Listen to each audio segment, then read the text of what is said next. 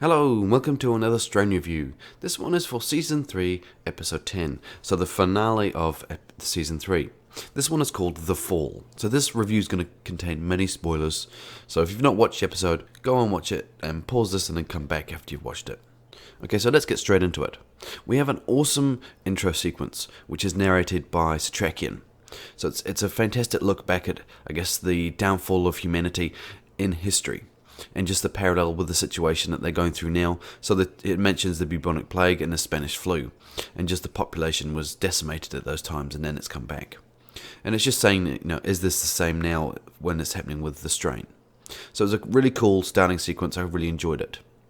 Then we skip to the first scene with some characters in it. So we have Palmer and Setrakian meeting to discuss, I guess, update the situation. So Palmer informs Setrakian of what's happened to Eichhorst, and also what was on the boat, and also just saying, because he has betrayed the Master, Palmer's betrayed the Master's going to come for him. So if we all set up an ambush at the Stoneheart building, it's a good time to get the Master. So they're all working together in that situation. Cut to another scene, we see Eichhorst struggling through the street. Looks like he's pretty much near death, and he's saved by the Strigoi Navy SEALs. Then we see Palmer return back to the Stoneheart building, and those Navy SEALs are now there. And we see the Strigoi Navy SEALs take out Palmer's hired goons or hired soldiers. And we see as well that one of the SEALs actually is the Master. It's kind of weird though, because it feels like it's a suggestion that it was a temporary thing, which it was anyway. So the Master says, I'll keep my end of the bargain. And then he transfers himself into Palmer. So then Palmer is now the Master, and he needs to be Palmer because he needs to know the safety code for the safe to get the nuclear weapon, and also Palmer's betrayed him a few times now, so that was it. So now he's taken over his body, and obviously Stoneheart as well. So a pretty powerful situation now for the Master. We then skip to a scene with Zack and Kelly. Well, Zack, and there's a few scenes around Zack. So we see Zack playing with the Strigoi, the Feeler, the Strigoi, the child, the blind child that's become the Strigoi Feeler. And, he's just playing catch. And then he says, go and get that flag. And then some poor person stops to help him because he's in the middle of, New York and, at night. And there is no other people around. So he stops and says, do you want to ride? I'll help you. I have a son the same age as you. And we see this confrontation between the Feeler and the man that tried to stop.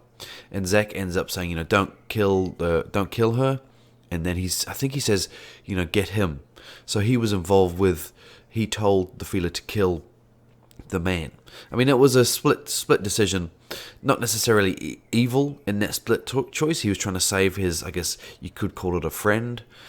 It was a tricky situation, but he definitely shouldn't have done that. But whether it was evil or whether it was just a reflex decision, I don't know. But the thing is, it kind of just builds upon Zack's, the kind of dark heart, evil issues around him. So then we see him kind of tell Kelly, and Kelly's obviously going to say, that was great, you did really well, and kind of feed off that to try to make him turn evil. Then we see the Master fixes Eichhorst. So we see him put the white in all his wounds from all the bullet wounds and fixes him right up, so he looks like as good as new again. We see Eichhorst catch up with Kelly. That was a pretty weird scene. It's quite a weird scene between Eichhorst, Kelly, and Zack. It's almost like a little family unit, and it's strange to see those characters so evil and so dark in that scenario. It's always a pretty interesting scene when I see those guys together.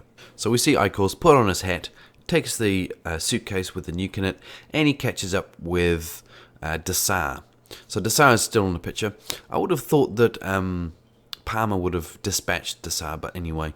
So yeah, Dessar's back, and he has given him the nuke to put in a certain location. So he's told him where to put it. We don't find that out till later. But yeah, so we see that happen.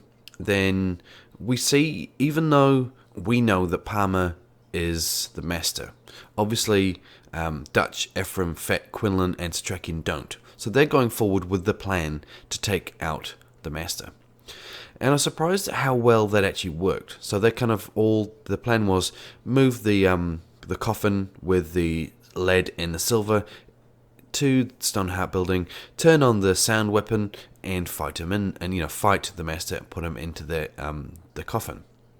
So yeah, we see we see Ephraim and Setrakian go up to meet Palmer, and they can already tell something's wrong. But just the way Palmer's moving, it's very strange, and the stuff he says, it's very strange. I was surprised at how quickly he gave the game away. I thought they were going to drag that on for a bit longer. But yeah, we see, they realise that, hold on, Palmer is the master. So, a fight ensues. Pretty cool fight going on. And then we see that Dutch is trying to turn on the sound weapon, but you can't do it. And then Fett manages to get the coffin inside the building. So then there's 3 of them fighting the master, which was pretty cool. So, we saw a bit of damage done to the master there. So Fett and Setrakian and Ephraim not doing too good against the master until Dutch turns on that sound weapon. And then I love that Ephraim gave the master a massive boot. It was fantastic. But we see as well, it was really cool when Quinlan came out of the lift. And he just smashed the master so hard. I was really enjoying that scene. I don't know why, but it was so well done. And he manages to pick up the master and throw him into the coffin. So then, job done, right? All too good to be true, of course.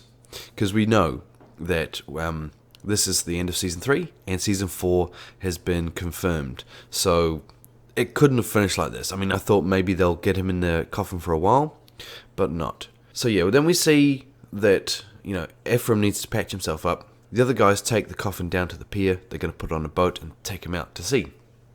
But we see that because the master is now put on a coffin, that Eichhorst and Kelly notice the master's gone. So that I guess they lose his voice, so they can't hear him anymore. So Kelly nearly turns on Zach, but Zach manages to convince her, let's go look for the master. So they go and look, and obviously he's not there, but Kelly sees Ephraim.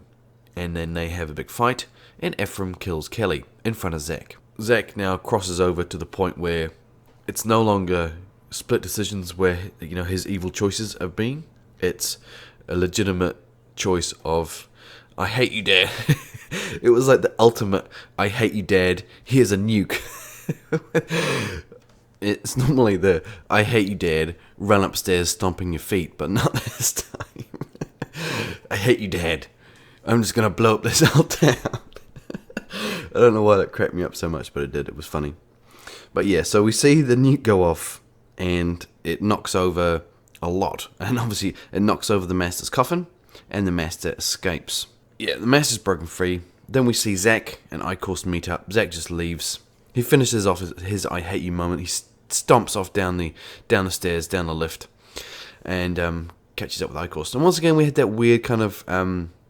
Eichhorst is almost like a father figure to Zach. It's strange, and I guess that's the whole master's plan. So we see, they meet up, and he's sorry that Kelly's dead, and off they go. And then we have the nuclear winter kick in. So that bomb's gone off. Then that nuclear winter will cloud the sun for who knows how long. And what's interesting about that is that you see Setrakian say that this was predicted in the Lumen. So yeah, the Lumen predicted that this situation would happen, and obviously now the Strigoi are out. So they're going to be out indefinitely until obviously the nuclear winter clears. I'm not sure the time frame which that would be. Obviously, we'll find out next season. But yeah, so close to getting him. But I can't. It was kind of obvious it wasn't going to happen. Once again, because we know we got season 4, I don't think they could have done a whole season of a cleanup. I think if they take out the master, there's going to be an episode, or maybe half an episode of a cleanup where they're taking out other Strigoi. But if they got the master this time, I don't think they could have done a whole season on it. So yeah, the master's free. He's a bit weaker than he was before, but we see Eichhorst looks to be good as new. At least Kelly's gone, so that's one positive step. But now Zach is fully on the side of the master. And we see also, I guess, many negative things. The New York is in dire straits. It's a nuclear winter. There's going to be radiation fallout in the city. The Strigoi are everywhere. The people in disarray. There's no more police. So really, it's not looking good for New York at all. And we also see that, I guess, our main band of heroes, if you want to call them that, our main band of fighters, they're pretty, not not doing too good either, because you've got the big rift between Ephraim and Fet, which is affecting Dutch as well. So we got Quinlan, who looks alright now. I think that nuke that gone off in his face didn't actually do too much damage to him, so that's good. I think they're going to have to go back to the book, because that book predicted this situation. So maybe they can get more hints as to how to, best fight. I guess being prudent, using the book, and actually using the book to be able to get the master, as opposed to kind of just trying to nitpick articles out of it, like what they did. But yeah, great episode. Ups and down. It was pretty intense. I mean, one moment I was cheering because of the fight scene with the master. The next moment I was in hysterics at the nuclear going off. So it was a lot of fun. Really enjoyed it. And the same thing for the whole season. The pacing seems a bit off, but for the most part, I really enjoyed this season. I'll probably do a video on, I guess, my summary of the entire 10 episodes, and also talk about what we know for season 4 as well. So I hope you've enjoyed this review. Let me know your thoughts, put them down below. Thumbs up if you liked the review, thumbs down if you didn't, and subscribe for future content from myself. And I'll leave this video here. And until next time, this is Mesh, and I'll see you later.